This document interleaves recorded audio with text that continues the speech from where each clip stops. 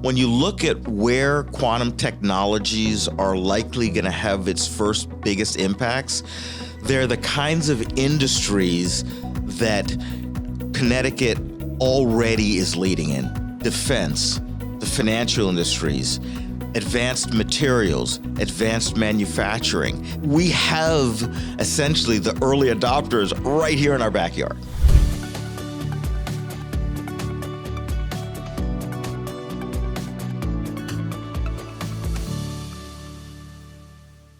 Thanks for joining the CBIA BizCast powered by Google. I'm Amanda Marlowe. Today I am joined by Dr. Albert Green, the newly announced CEO of QuantumCT. Albert, welcome to the BizCast. Thank you. Pleasure to be here. And so QuantumCT is a public-private partnership many people in Connecticut have learned about in the last several months, working to position Connecticut as a hub of quantum research, technology, development, and jobs. I want to get into QuantumCT's mission, and we're hoping you can help us all understand a little bit more about what quantum technology is. Okay. But first, let's talk a little bit about you and how you got into this space. You are a physicist by education. That's right. That's right. Yeah.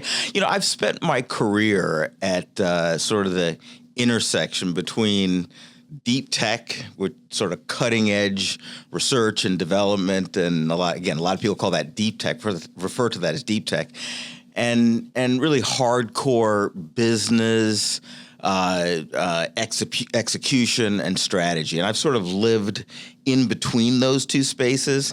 And I often refer to myself as bilingual because I kind of speak both languages fluently. And so when I first learned about QuantumCT and what Connecticut was doing in this space, it just fit exactly, sort of what I'd done my entire career, which is navigating essentially between, again, deep tech and business, innovation, adoption, things like that. What intrigues you so much about this deep tech? Well, I'm a techie.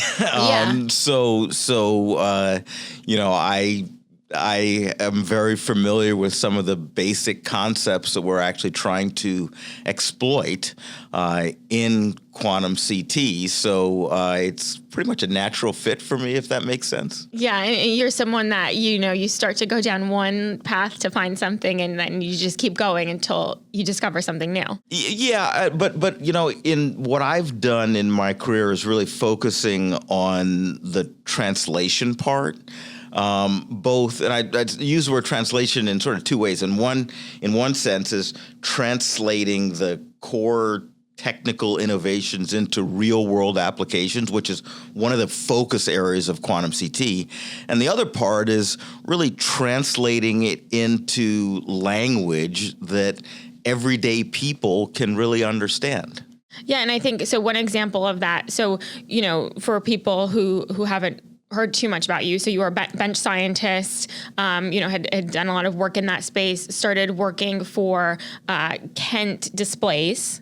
That's right. And really helped kind of transform that company. Yeah, I was the CEO of Kent Displays for well over a decade. I took that company essentially from a technical innovation-based business to really a consumer packaged goods business. So we were a product-focused company. We sold products all over the world.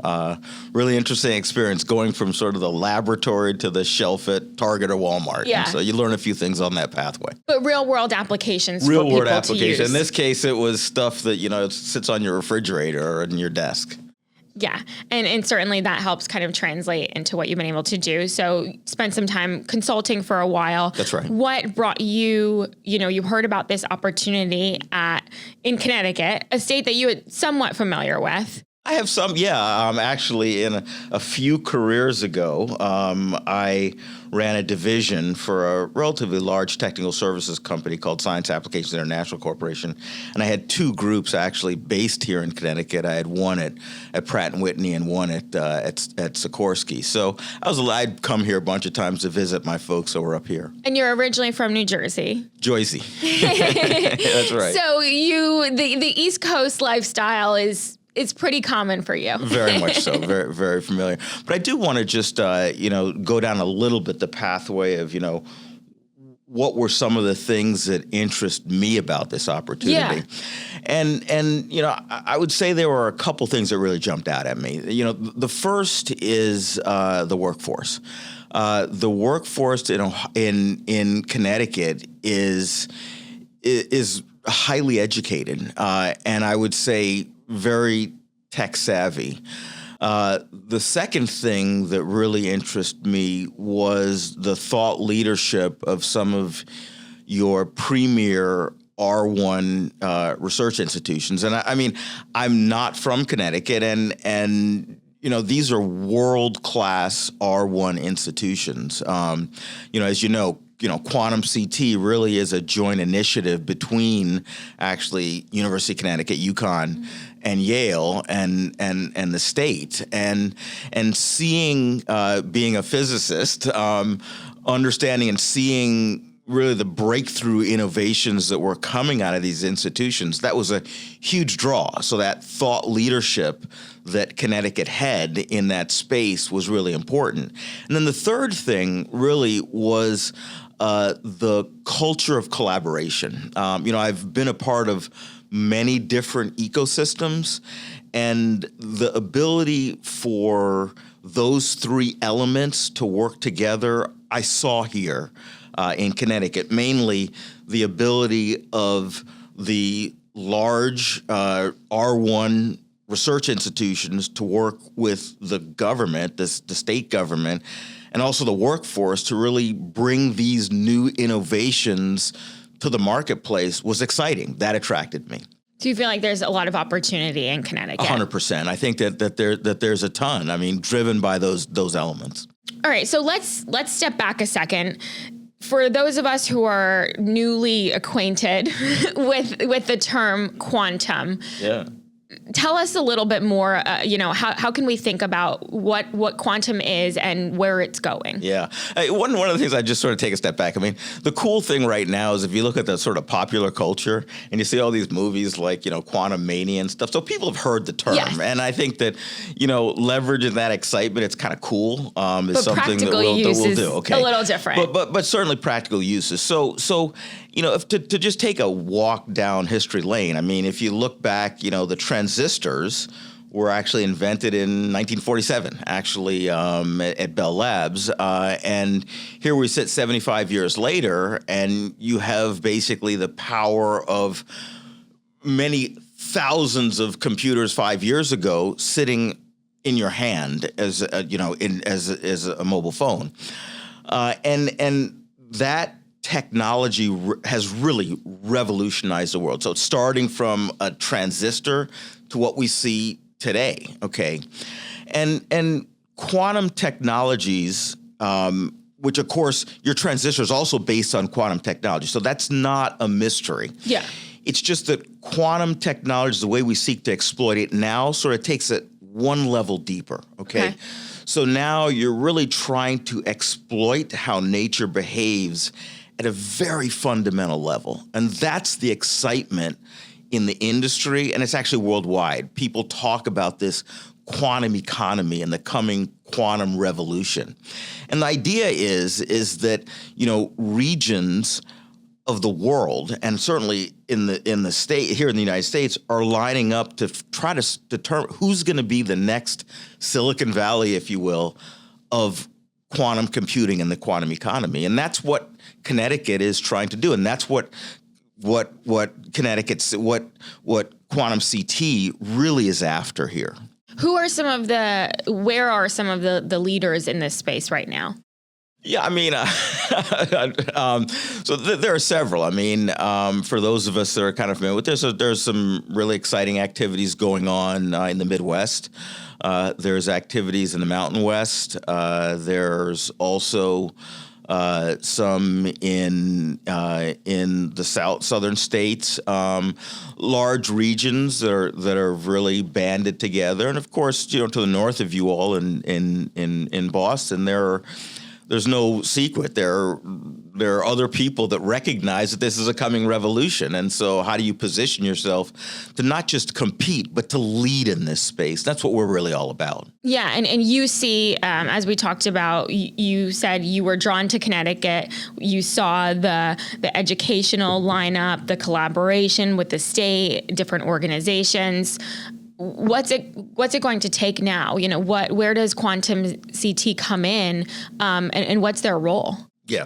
So the Your third role. piece, the third piece in that is the thought leadership of the research institution. So I don't want to miss that part. I mean, because that's critical, because this is very much, this is built on our most basic understanding of nature and how it behaves. So I want to make sure to emphasize the importance of that part. And not everybody has these two institutions working That's closely. That's correct. So many minds at once. And some of the leading minds in the world. Okay, so let's be clear about that. It's again, thought leadership.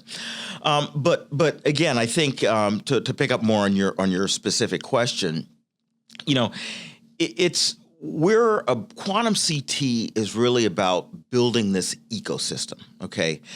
And this ecosystem involves some of the things we've already described. So it's higher ed, it's the workforce, and it's our business community, okay? And what we're trying to do is to create essentially a mechanism that allows these organizations to effectively collaborate in this area that we see is coming.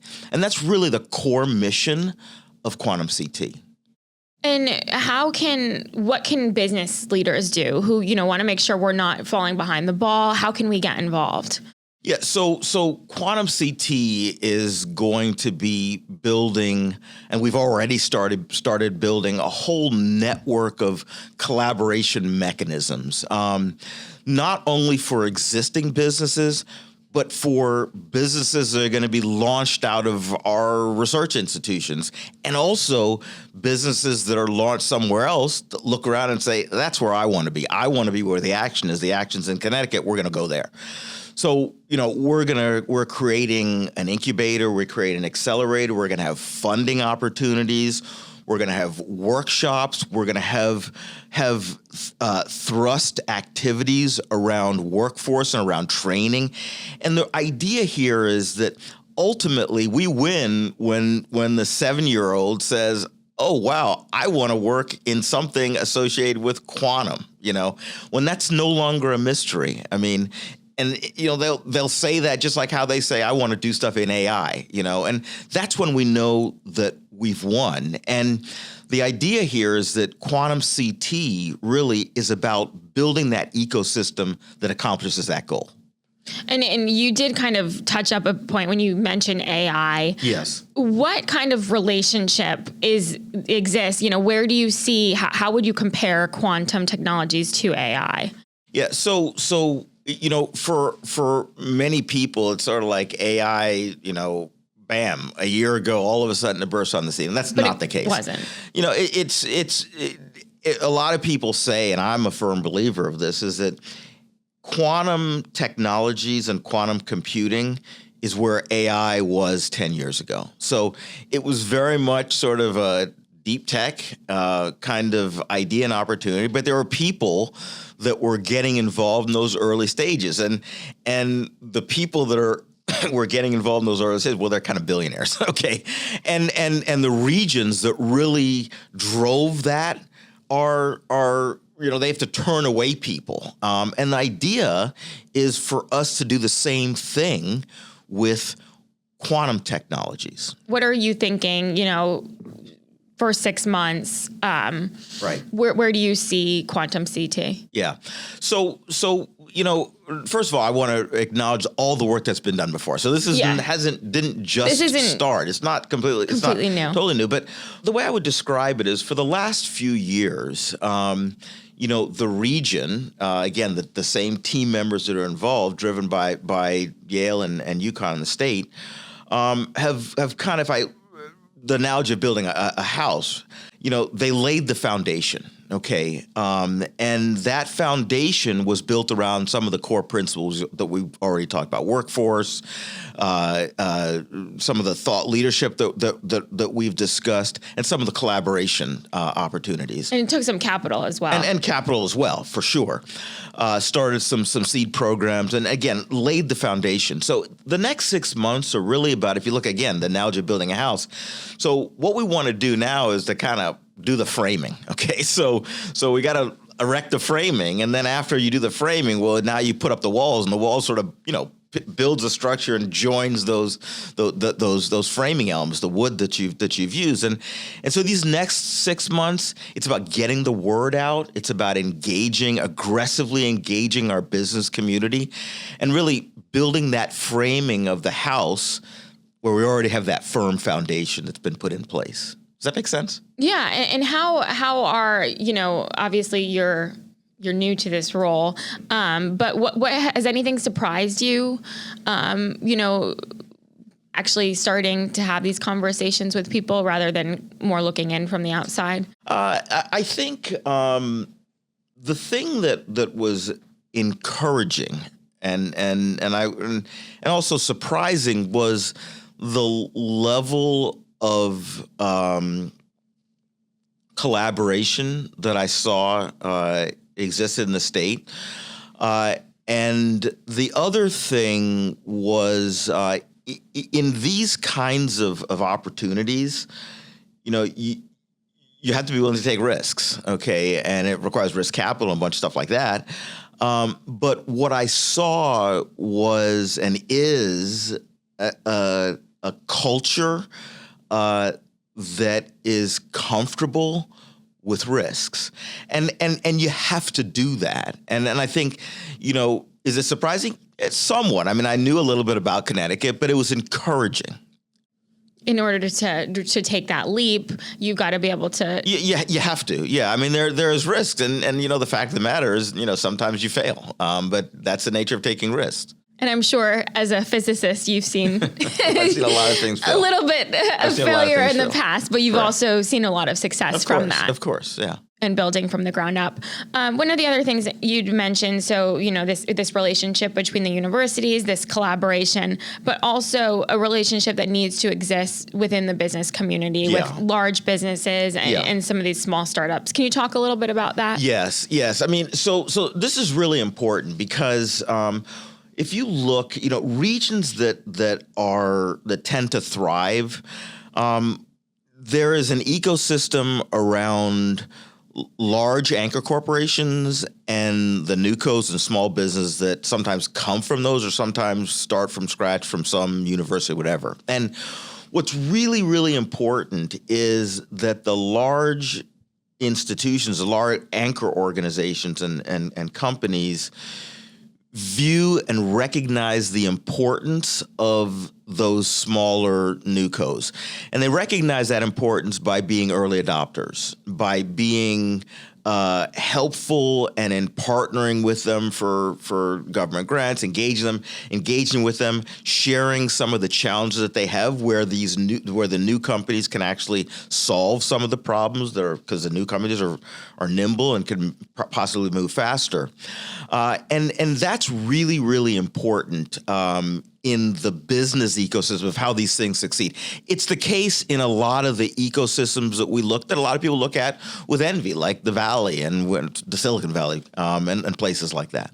So when we think about quantum, is it going to affect, only certain businesses, maybe in, advanced manufacturing, or, how widespread do you think this is going to get? Yeah, quickly? So one of the things that really attracted me about what was going on here in Connecticut is that when you look at where quantum technologies are likely going to have its first biggest impacts, they're the kinds of industries that Connecticut already is leading in: defense, the financial industries, advanced materials, advanced manufacturing. These are areas where Connecticut already is a strong player. And so we have essentially the early adopters right here in our backyard. So it makes it that application Yeah, faster. because quantum technologies is going to affect all of these industries, just like your phone. Everyone has a phone. Same thing is going to be with quantum down the road. And so what's your message to these business leaders as they start to hear about this, and look to start to apply it a little bit more, or, start to think about technology? Get involved. We're here to provide all the mechanisms that we possibly can that can make it easy for you to get involved, and give us advice. Tell us what you'd like to see us do differently. Tell us what kind of things you'd like us to add, what's helpful, what's maybe not as helpful. That's what we really want to do and hear from our industrial partners. Well, that sounds great. I think, we're excited. We've started to see what QuantumCT has done. I know, a lot of us have started to attend some of the events just to really hear about what's happening and get excited about what's happening in the state. And so I think we're excited to see where you go. Now, at this point in the episode, we usually like to kind of close out with some leadership lessons. Okay. You've held a number of positions throughout your time. I'm sure you've got some advice for, either seasoned leaders or even emerging leaders that you could share. Yeah. Okay. For sure. So I'd sort of leave you with a couple different things. That I've kind of learned over the course of my career. The first is, I've always said to the people that have worked for me, that I've had the privilege of leading is, when in doubt, do something, and avoid the paralysis of analysis. You can analyze something to death, but when in doubt, do something. So that's one of the things that I would say. And the second thing I would add is that, particularly in these times where there's a lot of division all over the place, and I think an overriding principle that I like to try to move forward with is, in a discussion, a dialogue, in business, whatever, is always look for common ground and start with that element of common ground. And once you can build that small overlap area, you can build out from there. So those are the two things I would add. Great. Well, thank you so much for sharing. My pleasure. It's great and to be thank you here. so much for listening to this week's BizCast. You can listen, like, and subscribe to our podcast wherever you get your podcasts. Please leave us a review and let us know if you have ideas for a future podcast. And for more episodes, head on over to CBIA.com.